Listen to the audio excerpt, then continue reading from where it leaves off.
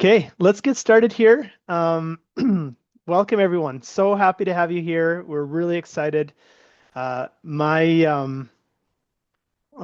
guest here today, Stephen, and I have prepared this webinar, and we're really excited about what we're going to share with you guys today. Um, for those of you who don't know me, I'm Arthur, and I run sales here at Reach Reporting, which means I get to spend my days talking to firms, and it's really cool because I get to see what they're building. And today, this is what kind of inspired this conversation because I was visiting with Steven and I saw some of the things he was building, and I thought, hey, I'd love to share some of this with the rest of our community. So that's what we're going to get into today. Quick housekeeping. Of course, everybody's on mute. It's a webinar environment, so just sit back, relax.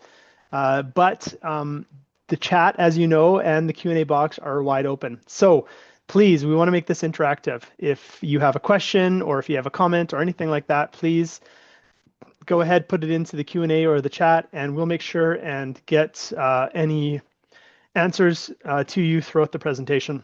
Really quick, this session is going to be recorded. So if you want to watch it as a replay and go through it a little bit slower, that would be awesome. It's going to be it's not really high level, this one. It's just more kind of unique. It's kind of creative. It's really cool just seeing, what Steven's been doing and kind of give you a new idea on how you can use Reach. So don't worry, if you are new here, if you're new to Reach, we do have foundations type webinars throughout the week where you can learn some of the basics. So we might, we're not going to touch on too much of the basics today, but we're going to dig right into kind of some of the fun applications that Steven's doing. So real quick, as a quick introduction to Steven, Steven Newland is a fractional CFO, and he's the founder of a company called MoneyPath, where he helps nonprofits between 1 million and 10 million in revenue gain financial clarity, confidence, and control. He holds a CMA and has spent 16 years in finance roles across nonprofits, startups, and Fortune 500 organizations. Steven, welcome. Anything else you'd like to share about yourself? Thank you. No, I'm excited to be here today. I think you hit it right on the head. Okay, amazing, amazing, amazing. So kind of a little bit of what to expect today. First, Stephen and I are going to dig into some questions I think a lot of us think about constantly. For example, why does a technically accurate report still fail to land with the person reading it? The numbers are right, but something's just not connecting. So we're going to jump in and talk a little bit about reach reporting to non-financial stakeholders like boards, executive directors, and just in general, people who just don't live and breathe numbers like we do. We'll share a report that Stephen has built and some of the secret sauce that he uses to cut through the complexity. Stephen will share a little with us about forecasting and why his clients care way more about where they're going than where they've been, and also touch on some really powerful KPIs that he uses to make his reports actionable for his clients. We're not going to dive into how he does the forecasting. However, we do, just like the Foundations webinar, we have forecasting webinars every week, and so if you're interested in that, we can touch on that more together. So yeah, lots of fun stuff we're going to jump into. But before we do, let's jump into a quick poll to get a quick gauge on where we're all coming in from. So the question I want to jump into is when you sit down for an advisory conversation with the board, with a board or somebody who's maybe not financial, where do you typically lead with? Full financial statements, high level summary or key metrics, visualizations, charts, scorecards, or a written commentary or narrative or kind of like an executive summary. We'll let that go for another few moments here. Looks like we have 62% who have participated. 72. Okay, let's get to 75% and then I'll click go. All right, let's share the results. Okay, so looks like we have high-level summary or key metrics to start. Okay, very exciting. Followed by full financial statements. Okay, so jumping right into the P&L or the balance sheet. And then we kind of go into visualizations and written commentary, which is really, really cool. And that's part of what's going to be really interesting today. is because Steven's got a little bit of a different take on this. So it's going to be really cool to show how he helps his clients. So really quick, just before we get dive into some stuff, and we're going to pass the time over to Steven, I really wanted to just talk a little bit about what the problem is, Reach reporting is trying to solve. So first off, we know that this is a universal issue as it relates to working with our clients. Why does traditional reporting break down? Well, generally, first off, manual rebuild every single month, right? So you're building this amazing report and you build it for your client in Excel or whatever it is, prior to using a tool like Reach Reporting. And the problem is that you build it all nice and everything, and then next month you basically have to build it all again. Now, there's some things you can do. You can drop in, if you're really fancy with Excel, you can kind of drop in a trial balance and you can kind of do some cool things. But then you're constantly trying to verify the data, formulas break, anyway, some challenges with that. Breakdown number two is data can be scattered across many systems. So of course, financials live in the accounting platform, like QuickBooks or Xero or wherever, but everything else, like we're talking headcount, program metrics, forecasts, all that kind of stuff sits in spreadsheets, and they're not connected, right? And so, say for example, you wanted to build a budget to actual, and you wanted to create a KPI with headcount, it's all over the place, and so having it in a nice central place can be helpful. Breakdown number three, we generally build one report, and that one report, it fits one audience, except for it's never just one audience, right? It's generally we're talking to somebody who's very financially, secure and knows what he's doing, walks his way through a balance sheet, and then maybe we're talking to somebody else like a board member who doesn't really get spreadsheets, right? They get maybe pictures a little bit better. And so there's all these different people that they see things, they learn things, they understand things in different ways. And so it's really, really important to kind of present information in a number of ways to kind of catch all the different learners. And then finally, maybe the data is accurate, but nothing on the report actually tells the reader if it's good or bad. Are we good? Like, okay, thank you for my report, but like, am I winning? Like, what are we doing? Where are we at? How are we going to make, the next steps moving forward? And so all of this stuff is a challenge that, us as financial professionals deal with as we're working with our, who we're reporting to each and every month. And then what's fun is not only do we have to do this one month, we have to do it again and again and again. And so it seems like every single month we're running the same fire drill, and also we have to do it at an affordable price, and we have to do it in a way that people are actually going to open the report. Can't tell you how many times people have said that they sent this amazing report to their client, and the client doesn't even open it. So anyway, that's kind of the problems that Reach starts to solve.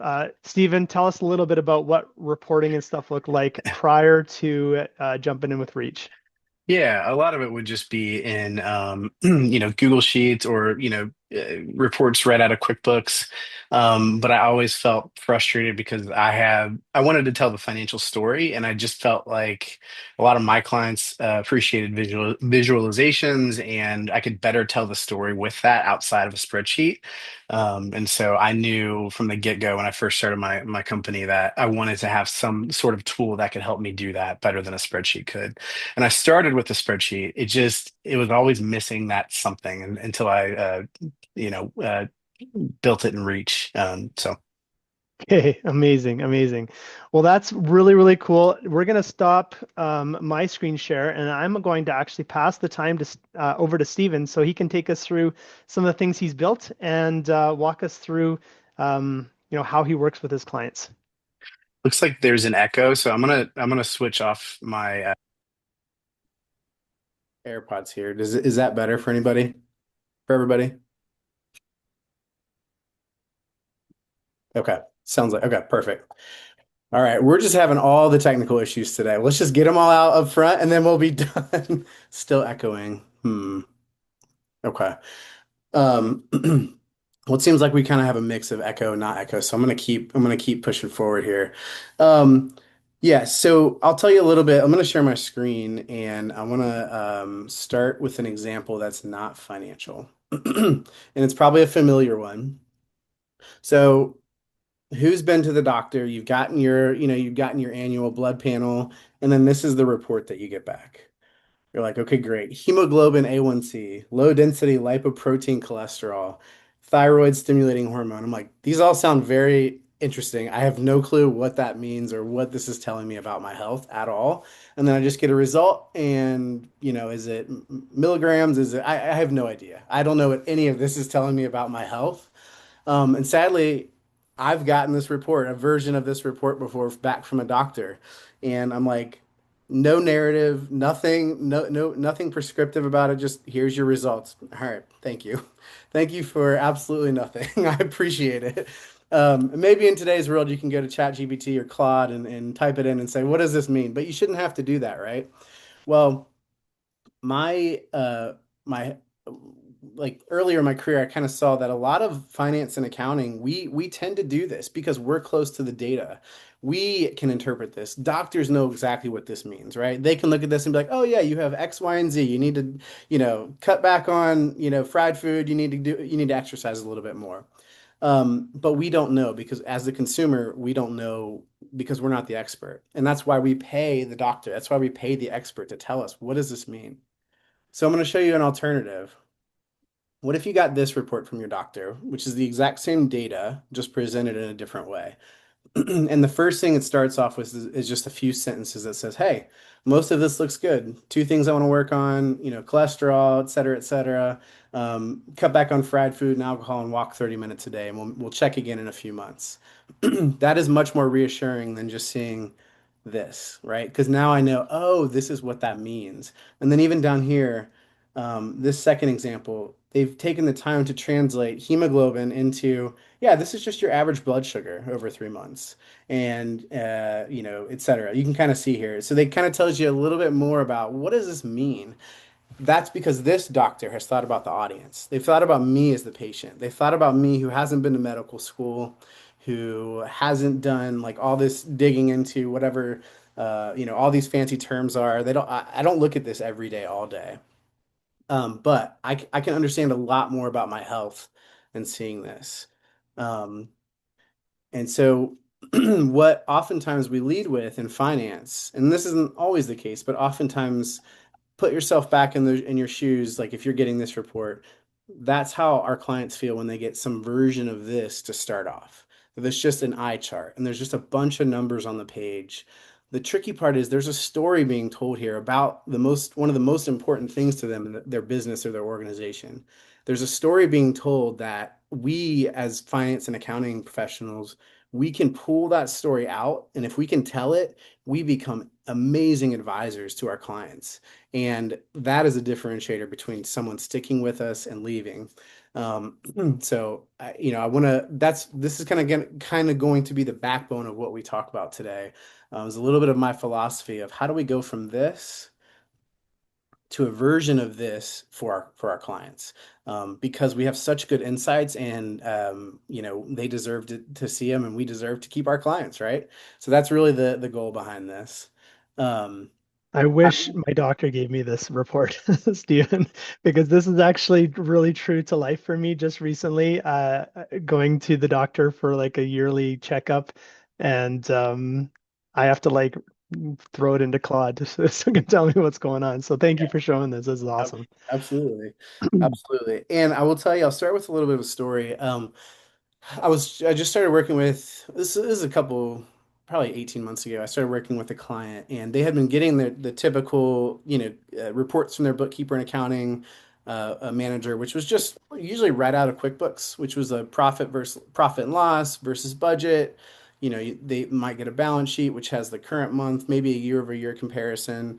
That would kind of be about it, and it would maybe a couple high level bullet points, but it really it was just like, hey, net income is up or cash flow is down. Like it wouldn't go the extra layer, right?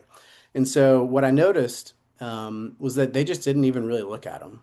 They got them, their bookkeeper and accounting manager sent it to them. They really didn't look at them, and it's because it just didn't really tell them a whole lot, right? And so everything when I implemented what I'm going to show you in Reach, and what I have here is a very basic template. I adapt it to every client, but I want to show you kind of the base that I have. When I added it in after several months, they came to me and said, "Hey, our board meetings have gone to another level. We've been able to get out of, or we've been able to really cover some strategic things that we, A, didn't really know was going on in the financials, but we've been able to elevate our conversations to help make decisions about the future of the organization." So I say all that to say this. How we present our data, it can be incredibly powerful, and that just makes you, someone that client never wants to lose. If you become that valuable advisor, the client will very rarely move on. So I want to jump in to, and again, this is going to be fairly interactive. Like, please jump in with questions. I'm just going to be sharing my screen and walking through this template. So, yeah, please jump in. Um, so this is like, again, my base template that I start with. Again, this is a very, very simple version of it, and it's adapted depending on the client. But I want to walk through the structure of it to start, just so you can kind of see high level what I've got. Um, so obviously, little simple things, right? Like even putting the month here, but then adding the logo on the front page. These are very basic things, but I think this makes a big difference to the client when they see their logo and it just looks professional. But here's my summary page. You might call this the executive summary page. I love leading with the headliner KPIs. Like, what are the 3 to 4 things that I know is keeping the executive director or the CEO up at night, or the board? What are the 3 things that they naturally go to the financials and they look for? What are those things that I can just present right out of the gate? And then um, the beauty of Reach too is, I don't know if anyone's been familiar or tried the live text feature, but these are all set up to just roll forward every month, and it automatically updates all, like, the arrows, the dollar amounts, the variance amounts. Like, it all just automatically updates every single month. You just have to point it to the right numbers. So that's where I start. Then, and I'll get into this a little bit more in a second, or in a little bit, about how I go about the narrative. But I always start with just a high level overview. So I'm going to give a couple bullet points about, here's what I see in cash, here's what I see on expenses on hand, here's what I see with net income. I might give a few bullet points here about, here's what's going on with the organization. Here's the high level, here's the headline essentially of what's going on in the organization. And then under the risks and opportunities section, this is my chance to really show the organization that I get you. I get what you're going through. I see what you're going through, and here are the different risks and opportunities that I see ahead that maybe they don't see because they're so close to the operation day in and day out. So things here I might call out, hey, your cash looks like it's going to be a little bit low in 4 months. What things can we start taking? What steps can we start taking now to go ahead and get ahead of that? It might be, hey, your pipeline for funders is looking kind of light. It's kind of dried up over the last couple months. We should really focus on how do we refill that. It might be, I found an opportunity in the nonprofit world. There's actually a ton of discounts available for typical, like, SaaS tools. So a lot of times I'll say, hey, I noticed that you're paying for QuickBooks. Did you know there's a free subscription available to nonprofits? So again, just this is kind of our opportunity, or my opportunity, to kind of show off, like, a little bit of, like, hey, I get you. I know what's going on in your organization. Um, so that's the first page. You can see what there's very little of on this first page. There's very little numbers. It's all words, and I am a numbers person. So we're all in a safe space here. We're all probably very similar in the fact that we can see numbers and we can kind of see the story it's telling. What I have found in over my career is that a lot of people who we're presenting financials to, they don't think like that, especially a lot of, like, board members that I've interacted with. You might have 1 or 2 or 3 people on the board who do have a finance background, but a lot of times the narrative is what kind of cuts through the noise for them. And so I almost always lead with the narrative, because I know that's who's consuming the report is typically not a finance person. I think that's really important to kind of just point out here. When we did our poll, right, a lot of us started with a few different things, and this narrative piece is actually where Stephen starts out first. And again, just kind of reiterating what you're saying there, Stephen, it helps people that aren't numbers people just kind of get started, right? Like, am I understand that correct? It kind of, lights the fuse and helps them to kind of get moving on the report. That's exactly right. What I can tell you this, and this has actually been something I've noticed over the last few months. My best financial review meeting. So I'll prepare this and I'll sit down with the executive directors I meet with every month for about an hour, and I sit down and go through this report. My absolute best meetings that I have, we don't even get off this first page because there's something in this section down here in this risks and opportunities that they've been thinking about, they've been worrying about. It might be a scenario, it might be, whatever that could be, but we oftentimes will park on something there and then we'll reference. So this will kind of be where we spend most of the time. And then I'll reference key details later in the report that I know are there to support what I've got there. But oftentimes they don't even really want to dig into the rest of the detail. They just want to hit on, okay, what's the narrative? What are we going to do about it? What decisions can we make off of that? And I've noticed by the end of those calls, they feel great because they've got a plan in place for maybe something was keeping them up at night or really worrying them about their organization. Um, so so we'll dive in again. I'll keep reiterating that you have to think about who your clients and who your audience, like who they are. This is just what I've found works well for my particular audience, which is typically, again, I'm a lot of my clients are really in that 1 million to $3 to $4 million a year space. So kind of similar if anyone works with startups, very similar to a startup. And so they're very, very hyper focused on where are we headed? What's the future look like?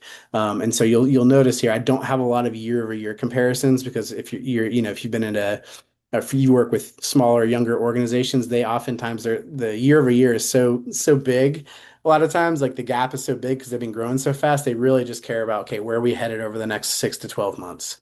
And so you'll see that's kind of how I have structured my reporting is I always show a tail of of actuals. So I always show 3 months of the past, 9 months forecast. But again, that's just what works for my particular clients. But you can see here, um, I'll kind of stay at a high level because I think I'll get into this later in this. But high level here, I have a page for revenue. Every page like this, it always starts with a narrative. Again, so you'll see a theme here. It always starts with that blurb that the doctor gives us. Always starts every single page with that, and then it's backed up by the data on the page. So I have things like total revenue recognized. This is not like a groundbreaking report, right? It's literally just revenue by month. Um, Revenue per employee is a good diagnostic, and I'll get into that a little bit. And then a lot of my clients like to see just where have we spent or where is our revenue coming from? Is it coming from grants? Is it coming from, our gala, whatever that looks like. Same, very similar structure for expenses. So you can see just revenue and expenses. The one thing I do have for expenses is I do, and this will be kind of its own section. I'll dive into this in a second. This is probably the most sought after chart on the whole report. From my experience, is the months of expenses on hand. Again, for my clientele, they are really focused on, okay, how many months of cash do we have before we're going to run out? Because that's really what they're worried about. And so here in particular, I had a board who they like to see anything above 6 months of expenses on hand was kind of in the green zone. I don't have it green on here, but anything you can see here, the yellow zone is anything 3 to 6 months, so that in 30 seconds they can look at this report and say, okay, are we either good, are we okay, or are we bad? We need to take action. So that's kind of the goal of this report. I also have a sustainability and efficiency tab or page. This is really focused on cash on hand. So this just has a month by month cash on hand. I haven't put it on here, but I also love for nonprofit world. This is very applicable to business world too, though, is a cost per impact metric. So it might be, whatever that looks like for your clients. If you're working with a food bank, it might be here's the cost per pound of food distributed to the community. It's just a measure of tying, are we getting more or less efficient at delivering, our core goal as a business or an organization? Are we getting more or less efficient at that over time? Um, and then you'll see things that are probably more familiar, right? This is where I start to have some of the typical reports. So you really don't you have to get to page 5 before you start to get to the typical budget versus actual report. So I have a couple variations of it. I'll keep this high level. I have an actuals plus forecast versus the full year. And then you have space in here again. I'll be like a broken record today. I have space here again for narrative. So I have little reference notes off to the side here, and I that references different pieces of narrative here in the report, so that I'm kind of if you're familiar with oh man, I'm gonna forget his name, StoryBrand. He wrote StoryBrand. One of the things he talks about, Donald Miller. Donald Miller. One of the things he talks about is if you can spend the calories on behalf of your customers, that is why they will keep coming back to you because you've made it easier. Now, his is in a under a marketing sense, but for here, what I'm trying to do in this whole report is I'm trying to spend the calories on my customers' behalf so that they can digest this very, very easily. Um, Actuals versus budget year to date. You can see little touches like this put in the logo in the top right corner. And then I always show a trailing 3-month balance sheet with a year-over-year comparison. No narrative on this one. You can add narrative to, I actually usually do add narrative to this one. And then I have the appendix. And this is for in my case, for a lot of the board members who, probably the treasurer who really wants to see all the detail. And this is where I get into that every single line item on the P&L is broken out. And this one's a quarterly bucket, but sometimes I'll have a month by month. So this is essentially the raw data. But you can see that's the very last thing I have in the report, not the very first thing. I covered a lot there. Are there any questions so far before I jump into the next piece?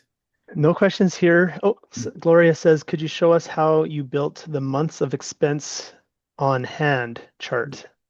Yeah, it's almost like you have my notes in front of me because that We're going there, that's Gloria. where we're headed. So let me cover one thing, and I'll talk a little bit about how I also prepare the narrative and the report. Um, so so what I do every month, my process is I get all the raw data in here, and like again with Reach, it makes it very easy. You change the book month, and like things flip over, and I have to put some inputs in, but it's very simple. Then the first thing I do is I go by hand and I write out the narrative. So for a client that I've already done this for, I have my same narrative in there from the prior month that I usually just go in there and I'm only updating a certain numbers and changing some key bullet points that might not be applicable anymore.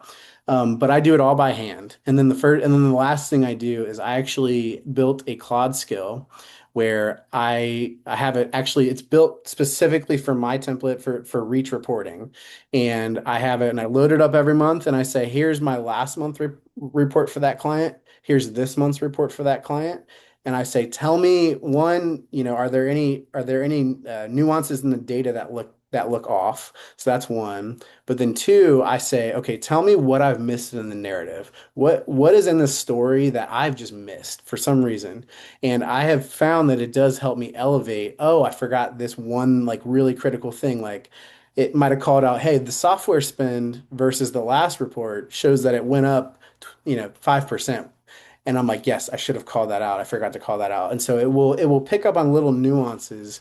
It won't, I never rely on it to write it for me. You can, I think there's the ability in here to use AI to help write it. But I've found that it's really, really good at helping me elevate it versus kind of do the initial first draft. So that's also part of the process that I use each month with this. That's huge. Yeah. So basically you have a prompt that you put in and then you say, hey, okay, here's the report, and then give me some, what did I miss? I like that. Yeah. Yep. Yep. Absolutely. Nate Um, asks, what was your last summary slide? Last summary slide. Nate, can you give us any other details on that? Was it maybe this one before I got into the detail? Let us know, Nate. Oh, he says yes. Yeah, so again, this is kind of where this is a little bit of a free for all. I like to show like cash on hand here, but you can also put another thing that I'll put on here is revenue concentration. So, in the nonprofit world, we're trying to see like really, and for startups and for any business, really, it's important to see like how concentrated is my revenue amongst my top 5 to 10 clients. over the last 12 months. So I'll put a pie chart in here. This is kind of like a free for all for again those deeper level analysis that I like to do. Cost per, cost per client served at a nonprofit, that kind of thing. Awesome. Um, all right, so let me jump into, I'm just going to jump right into, so this is the months of expenses on hand. And before I meant to say this at the beginning. Um, this is, again, this is everything I'm showing today is just my version of it. I think my hope is that maybe there's one or two things that you can kind of glean and say, oh, I should do this or I should apply this to my client. But I will say from the get-go, like this is not the end all be all. Like there is a template, there is a version of this for your specific client base and types of clients that you work with. So I do want to also acknowledge that and kind of mention that up front. I'm also constantly tweaking this. So as I get feedback from clients, they're like, "Hey, this didn't really." I just got one the other day. I had some KPIs at the top, and they said this isn't really like what we need. And I'm like, "Great, we can change that." So I am always kind of adapting this. But all right, so this is the this is the months of expenses on hand. What I've done to get and I'm not sure if the in particular, if you're curious about how we got the shaded elements here. But all I did was put up in the data section up top, I put a 6 month benchmark and a 3 month benchmark. This is just a hard code. And then I actually just used it to create a data series down here where and I just made that data series a line chart, gave it yellow, and then I changed the opacity of it just so that the bar charts can like be seen above it. I think if I changed this so yeah, it's like it would be harder to see. So I kind of messed around with the opacity of it. But that's really it. Um, that's how I was able to do that. That's very cool. And so then you have your formulas above to kind of do the calculations, and That's then right. yeah, you have your goals. Yeah. Well, and the best part of this is all automated, so I don't touch this every month. So it's just bringing in my bank account data directly from my QuickBooks. And then yeah, it's bringing in my expenses, and then I just typically calculate this on a last 3 month average on the expenses just to smooth out some of the noise. But yeah, that's it. Somebody asks, why don't you use the goal lines for this? Are you Um, familiar with the goal lines, that's a great Stephen? question. I believe I looked at it. I'm not entirely sure. I'd have to dig in. Yeah, you could probably get a similar effect with the goal lines. So both are very viable solutions there. Yeah. So yeah, good question, Frederica. Yeah, it's a great question. Oh, I Mark says the goal line doesn't give you the shading effect. Correct. Yep. So you see how there's that shading kind of transition color. That's definitely not going to come with the goal lines. yeah. Yeah, and I do like that element of it. Because I think if it's just a goal line, would it just show the top part like this yellow bar at the very, very top of this maybe versus Yeah, yeah, see, I do yeah, like this because then it's like a good visual versus just looking at that line. totally. Um The gradient. yeah, that's right. Um the other thing I will mention on this chart that I love is this if you are bringing forecasted values in so if you don't check this again, if you don't, this is kind of like one of those easy, like spend the calories for your customer, and it's a click box, right? You can see here's what it looks like if I don't check this styles for forecast columns. If I do this, then you can look at the report and just quickly know these are my actuals, these are my forecasts. So I love that feature. It just helps make the reports a little more readable. Yeah, this is a really pretty report. And the data is bad because this is just dummy data, everyone. Yeah, yeah, yeah, But yeah. I with like should real data, it really pops. Yeah, Yeah, I should mention that too. Yeah, you'll see. Yeah, this is I probably made my data too it's too like I made my forecast too linear here, but yeah, you'll see like the pops each month. So any other um, questions? Yeah. The only other question while you're kind of navigating to the next one here is Raymond asks if Reach has an AI feature. And so, yes, Reach has several AI features. We won't get into them too much here, and there's more coming in the next very near future. So we're doing what we can to embrace AI and make your life easier with it. No, right here is one, but where you can kind of ask it to select different metrics to analyze. But yeah, so the next piece, again, I kind of already hit on this, so I'll be kind of quick on this, but I one of the things that I love, and kind of in the narrative, that going back to that doctor's example, while he's not gonna forecast where my A1C is gonna be in 6 months, he can tell me, hey, here's what you need to do to get there. So there's a forward-looking element to what's being presented, right? Whereas in this example, there's no forward-looking element, whether it's narrative or numbers. Um, so that's why I always include forward looking. Again, this is my customer in particular. They really want to see forward looking, but I would argue probably every business out there cares about, they want to use this financial data so that it can inform better decisions about their organization. And so I love to I think it's very, very valuable to bring in forecasted data to these reports as much as we can. Um, And then the last piece, again, I've kind of touched on it a little bit as I was going through, but I do try to always add some sort of a diagnostic metric. So an example of this is revenue per employee. So I try to have a diagnostic for each section, right? So there's like the raw data and like where are we headed and where are we spending our money, where's our revenue coming from, but then what's the diagnostic? So for this one, for example, the hiring decision at these organizations it can be a tough one because they might only have 4 or 5 months of cash on hand, but they know they've got to go make this hire to go to the next level. But they want to do it in a sustainable way so that they don't, run out of cash. And so revenue per employee is a very good diagnostic to see, so that they can kind of plan ahead and say, hey, if we do close on this funding or this grant, that's going to then put our revenue per employee at a reasonable number that we can go higher in March of next year if that grant comes in, for example. So I do try to add those things. I've kind of already hit on revenue concentration is another good diagnostic, just to help show, hey, you might be a little risky with your revenue because it may be top heavy, right? Cost per unit of impact. I've kind of talked about some of these already, but I love to incorporate elements of those in here because the idea is if they can't use this report to make a better decision about their organization, then I feel like I've wasted my time preparing it. I also feel like I've wasted their time going through it. If they can't step away from this report and say, I can either feel confident that we're on the right track, or I feel like I can make a better decision with this information, then to me, I try not to even put it on here. So. Yeah, I love that. And honestly, that's what I see all over the place, right? It goes back to, hey, I made this amazing report, my clients aren't even using it, right? And that doesn't even matter if it's a Reach report or if it's this, that ugly spreadsheet that you showed earlier.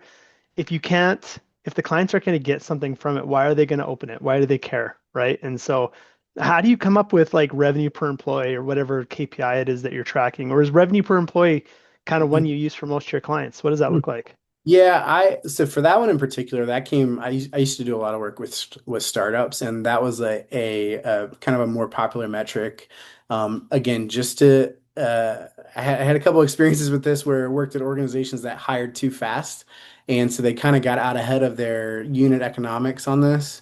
Revenue per employee is just because staffing is one of the biggest costs that most organizations have. If we are within like a reasonable range for revenue per employee, then most likely that means we're managing our costs well. Um, and you'll notice too, I've done little things like in here, I put for footnotes at the bottom. So if there's a metric like this that people might not be as familiar with, I put a little like, um, this is gonna date me a little bit, but I don't know if anyone used to watch VH1 pop-up video They're like these little like nuggets that would like pop up at the in music videos to tell you about here's where they shot the music video, or here's what That's here's a right. here's a fun fact. That's what I try to do with these to say, hey, if you're reading this, you're like, I don't know what that is. And then it's like, well, right below is going to be a little bit of a paragraph of here's what it is, here's how to interpret this benchmark. So I try to look for little ways to do that throughout the report as well. Yeah, that's awesome. That's so huge. A couple questions on how you get number of employees data into here. So we don't pull that directly from Reach. So how do you do that, Stephen? Yeah, let me just click in here. I believe it's on a data sheet, but there's a couple ways to do it. Yeah. So one, you could, this is just a chart in here. I clicked on edit metric. You could come in here and just hard code this every month. You see here, it's got the little sheet icon. So that tells me it's in a data sheet somewhere. So this took me probably 8 to 10 months to kind of figure out, oh, there's a better way to do this than I was doing it before. Because I had a bunch of manual inputs and all these different metrics. So I had to click in a bunch of metrics every month to update them. But instead, what I did was I put it in the sheet. And I believe this is updated. Yeah. So I have one data sheet. And I just come in here and do all my manual inputs. It's all loaded in here. That way I don't have to click in a bunch of different metrics every month. I put them all in here, and these are then already tied to the metrics I want, so I don't have to hunt and go find, where do I have all these hard codes. Yeah, definitely. The nice thing as well is in the data sheet, then it can roll backwards and forwards. So you could have a little bit of a history, right? You could say, okay, what did that KPI look like 12 months ago or whatever? And the data sheet would let you roll that. So I think you got it set up perfectly using the data sheet. Yeah. Um, let's see. Oh, the other thing I don't have it on this example, but I will say, and this is for anyone curious on the revenue per employee. I had one client, again, this might be more customer specific, but a lot of times earlier stage will have a lot more contractors, professional services than they will employees. And so I actually built this in such a way that it counts employees, but then it automatically pulls in my professional services line from QuickBooks.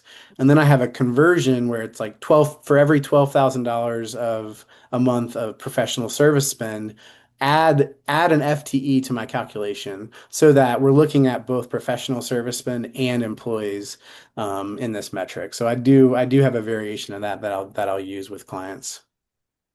Okay, awesome. Couple questions came in here, Stephen.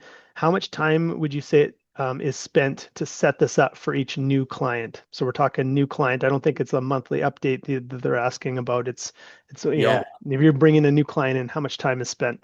Yeah, the best part is I have a template set up and you can just like copy paste that template from another client, come in here. Actually, funny enough, I did it for this fake company the other day using a template of an existing client that I already had. And it took me from start to finish, if I exclude the data part, I mean it maybe took me an hour, hour and a half. But some of that was also making sure like some of the data was correct. I mean, it was fairly straightforward, fairly easy. Awesome.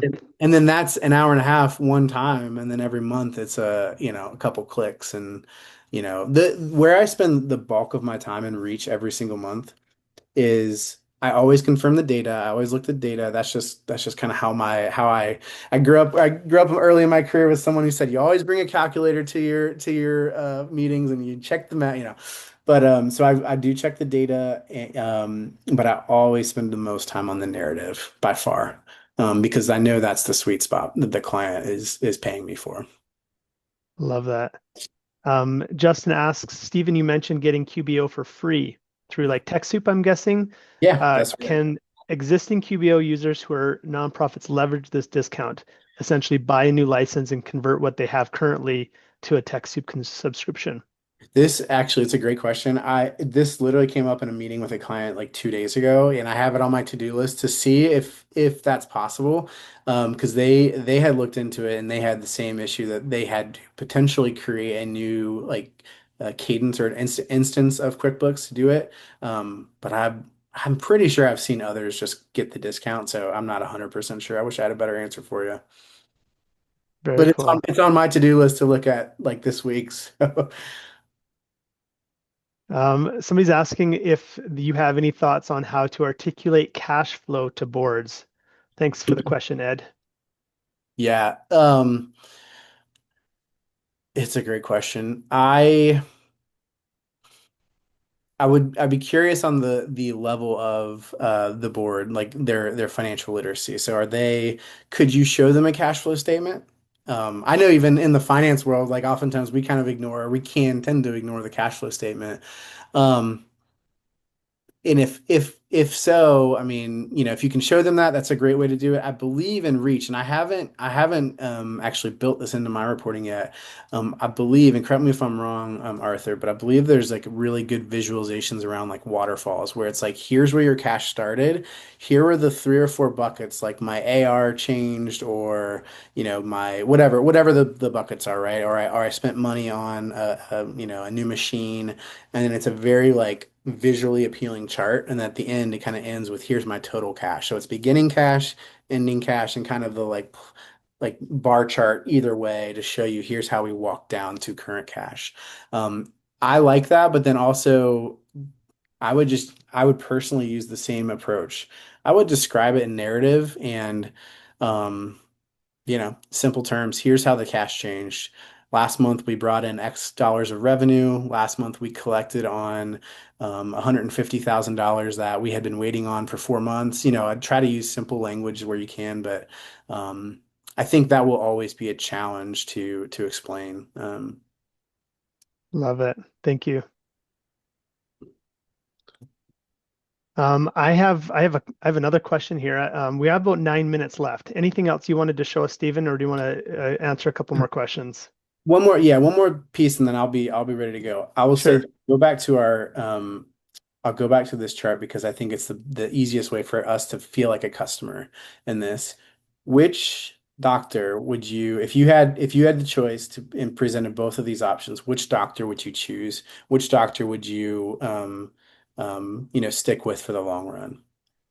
I think the Awesome question. yeah, I think the answer is very obvious. Our customers are making the exact same choice. So if they see something else, if they see a report, or if they see you know, maybe their friend who owns a business, oh yeah, I get this report from my person, and it's like this, and they're getting this, they're going to look at, maybe they won't jump, but they might explore leaving. And so I think if we provide this, we provide such value to our customers. And so I just want to present us or kind of end with that today and say, which one would you choose and how can you apply that to your business? Love that. Love that. I'm just gonna take over the screen share so we know how to get, let's see here, stand by. So we know how to get in touch if somebody is interested in connecting with you, Stephen. And of course, if anybody's interested in connecting with us at Reach Reporting, there's a QR code to schedule a demo. That is if you're a client or if you're not a client, please schedule a demo. We are very hands-on and love doing one-to-one calls with our clients. Yes, the recording will be available. We did get a question that I think we should quickly touch on, Stephen, here, you know, in the last couple of minutes is somebody was kind of commenting on how every month you have the same process at the same time, essentially.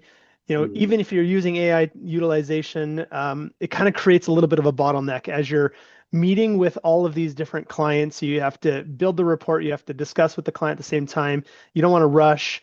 And it creates this little bottleneck. How do you kind of schedule or organize your time as you're having these advisory conversations with many clients? How do you kind of keep things flowing so that you can meet with all these clients and give them the time that they need? Does that make sense? Are you kind of It's catching a the cash question? It's a great question, and I will tell you, I am also trying to wrestle with and figure that out in my own business.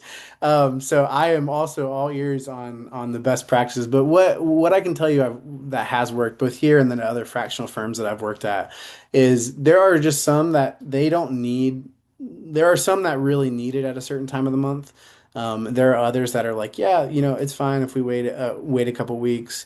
So I do kind of try to stack that where like right now I have two in the first, I have two in particular that the bookkeeping is done early. So I'm like, okay, let me get those scheduled early in the month. And I have one who's almost the bookkeeping is always late, and so I know, okay, and I've been able to push that one back. But I also, just if you can find someone who on the team who can also help do some of the data preparation and maybe like more junior member of the team, and then you can have the senior level people on the team who can go in, do the narrative component. That's also another way to do this where you're kind of spreading out the work. But it's a great question, and I don't know. You're exactly right. We're always going to be capacity constrained because everyone typically the third week of the month is, the bookkeeping is done by the second week of the month, and then I need a little bit of time to prep. Typically, the third week of the month is the bottleneck for me. Um,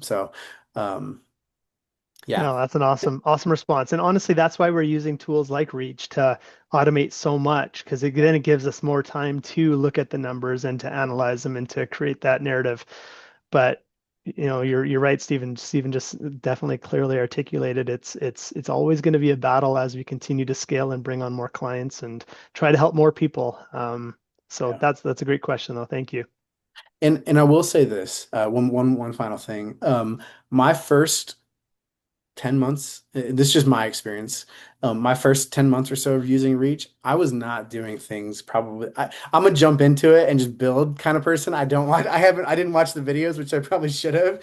I just kind of jumped in and started building. So I noticed after that, I'm like, okay, I can tighten this down by 30 minutes to an hour every month. So I've also found ways to, like the data sheet is a great example. I consolidated all my inputs into one tab, made it a little bit easier to do that way. And so, you'll find shortcuts, and you'll find quicker, more efficient ways to build too. So Yeah, and we're here to help as well. We would definitely sit down with you guys and anybody that wants to automate or even just have us take a look at what you're doing to see if there's some ways that we can improve upon it or help you automate it a little bit more. Please use us. Please book some time with us, and we would be very pleased to help you and assist you with that. yeah. Last couple questions here. A couple people asked just more about like the templates. How long does it take to set up a template? And do you do different templates by different industries? Generally, from what I hear, what you're doing, Stephen, you have two main types of clients you serve, right? So not for profits and kind of growth stage startups. Is that correct?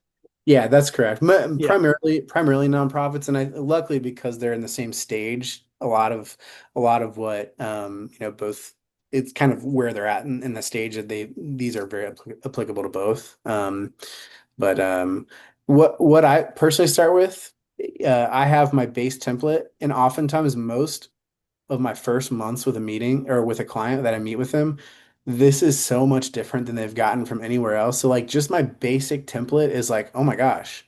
Like this is I can't like I'm not used to getting this. I'm used to getting like P&Ls, or I'm used to getting, and so oftentimes that first one I keep very, very basic. I go into that first meeting and I say, hey, this is my base template. These are what things that other organizations have found over time to be helpful. I want to make sure that we tweak this for what you want. And so my first conversation is always going in and saying, tell me how we can tweak this so that we focus on things that you're worried about that are important to your organization. So my none of my templates that I start with from day one of a client have ever are the exact same now by the time I work with them, after 3 to 6 months. So I think that's key, right? As people's needs evolve, you can evolve with them, right? And so then the question is, how long does it take to create a template? yeah, Well, if forever, right? Because you're always adjusting, you're always tweaking, you're always yeah, kind of right. But you set with that base, and then you tailor it to their needs, so that it becomes more valuable for them, so that they keep coming back and they keep getting that value, and that really strengthens your relationship. They value the reports, they value you. yeah. And I would say this, don't if you're sitting down to do your first report, it's easy to get overwhelmed. I know I felt it. Just use, things that I've got here. Think about your clients and think about what's important to them. And just think about how can I tell this story on 4 to 5 pages? And then you can always have the detail at the bottom, right? Like the appendix, the typical profit and loss versus budget, like that kind of stuff. You can always have that later, but how would you tell the financial story to the organizations you're working with, and just kind of write it out, but just kind of jump in. It'll get easier, but definitely have to spend some time on the front end, but it will pay off. Okay, well, thank you, Stephen. You've been so generous with your time today. Thank you, everyone who came to this presentation. If there are additional questions, please connect with us or Stephen, and we'll be happy to answer those questions after the fact. But we'll let everybody off to the rest of their day, and we will hopefully see you again at the next one. Take care.